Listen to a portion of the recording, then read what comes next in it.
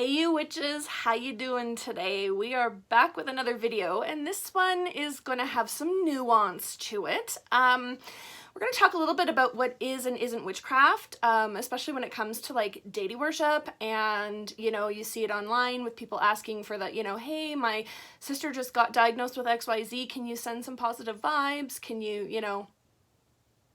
light a candle for her, that sort of thing. In my opinion, that's not witchcraft. So we're going to talk about that a little bit. And I just want to preface all of that with you guys, please remember, it's my channel, so it's my opinion. I'm not here to be the voice of all witchcraft. It's just my opinion. And if you disagree, that's okay. Feel free to leave a comment. Just be respectful. That's all I ask. Before we get into it though, for those of you who are new around here, my name is Taya. Welcome to the channel where we talk about all things witchcraft. And for those of you who are returning viewers, maybe coming in from another video, welcome back. Thank you so much for the support. I really appreciate it. And all of you, please consider subscribing. It's a really great way to help us build the channel. So, witchcraft, what is it? All right. Traditionally, witchcraft is the practice of the downtrodden, the marginalized, and the disenfranchised. Witchcraft, historically, has been a last resort when all other avenues have failed. Witchcraft was an act of desperation. Now, today, modern times, witchcraft covers a much broader spectrum. Is it used by people who have nowhere else to turn? Absolutely. But is it also practiced by those of us who are not downtrodden, not marginalized, and not disenfranchised? I mean, speaking from personal experience, witchcraft is also practiced by those of us with middle-class means who don't want for much in the material world.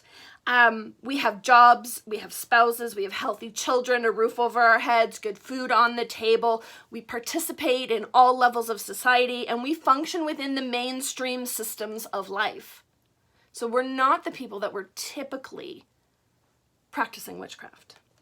And I think that therein is where oftentimes, in our modern days, we sort of miss the boat on what witchcraft really is. So witchcraft, to me, in a nutshell, is about self-empowerment. It's about taking back control of our lives and working outside the system. Now, oftentimes, for those of us who don't want for much in life, our witchcraft gets turned into something akin to playing witchcraft. Right? Again, and I don't want to offend anybody. I just say that people are maybe doing these things thinking, I'm this great practicing witch, because they want to be part of the witchcraft community. They want to be part of what's going on, but again, because they're not marginalized and disenfranchised, because they're not wanting for anything, their in to the community is a little skewed. So you'll see it often with deity worship. All right? Hot take with nuance. Deity worship is not witchcraft.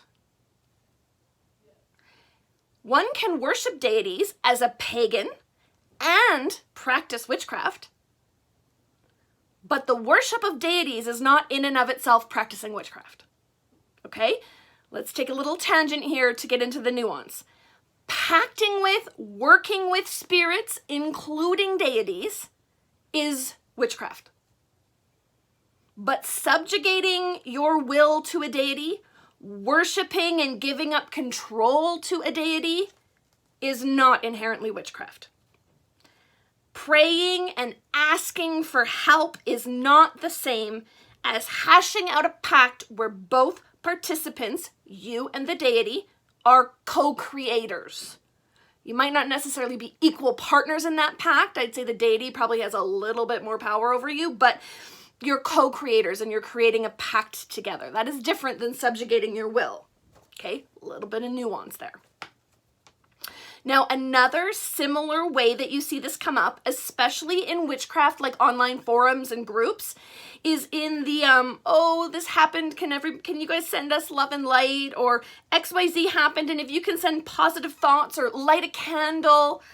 Again, witchcraft is about doing for yourself. It's about self-empowerment. So asking others to intercede on your behalf isn't inherently witchcraft. Another hot take with nuance is am I saying that making those requests is bad? No, I'm not. I'm not saying that's bad or you shouldn't do that, but I'm just saying that it isn't witchcraft either. And very much it's a throwback to the Abrahamic faiths, especially Christianity, which, and this is important, if you were born and raised here in North America, Christianity is a cultural movement that infiltrates all of our systems of government, schools, military, you name it. So even if you were not raised in the church, you're still familiar with Christianity in ways that you might not even recognize, right? It's infiltrated into your manner of being and you don't even realize it. And this cultural Christianity, right? Again, that idea of asking for prayers. That's a very Christian concept. It also relates back to the deity worship issue, right? In that we just assume that we need to worship something godlike, that is, asking for the equivalent of prayers and needing an all-seeing, all-knowing deity to give up our control to. That's not witchcraft. So what is witchcraft?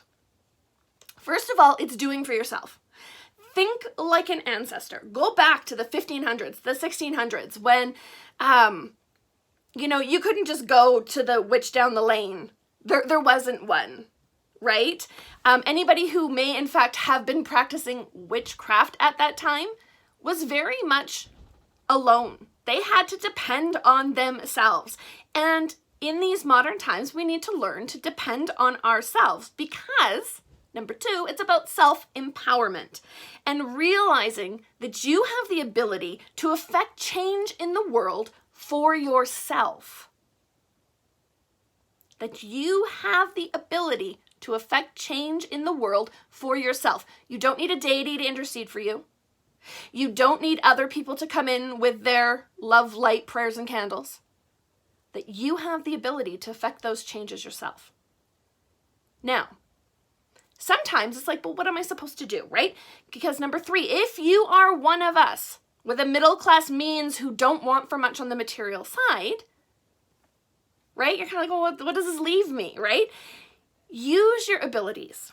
Use your magic to help those who are downtrodden, who are marginalized, and who are disenfranchised. Use your magic to fight for their desperation.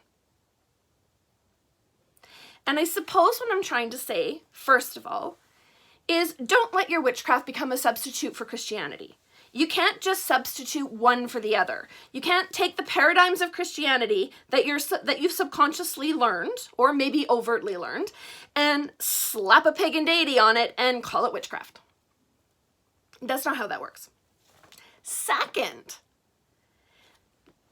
this is part of a much larger conversation about decolonizing your worldview and decolonizing your witchcraft, which is, again, just a broader topic and it's a whole another video. But again, this idea of Christianity is very linked to colonization. And we need to work to sort of look at our mindset and look at how our inherent biases that we don't even realize we have are affecting what we do. So yeah, those are just some thoughts that I've had on my mind lately. How about you? Leave us a comment. Let us know what you think. I know everybody might not agree with me, and that's okay, right? We don't have to agree. This is my channel. It's just my opinion. But I really think that these are ideas that are worth exploring if we want to become better witchcraft practitioners, especially in a traditional witchcraft sense, where we are trying on some level to sort of build off the folklore of the past and create something somewhat similar, but for modern times. All right. That's our video for today. Thank you so much for hanging out. I can't wait to hear what y'all have to say. And otherwise, yeah, we'll catch you in the next one. Mwah!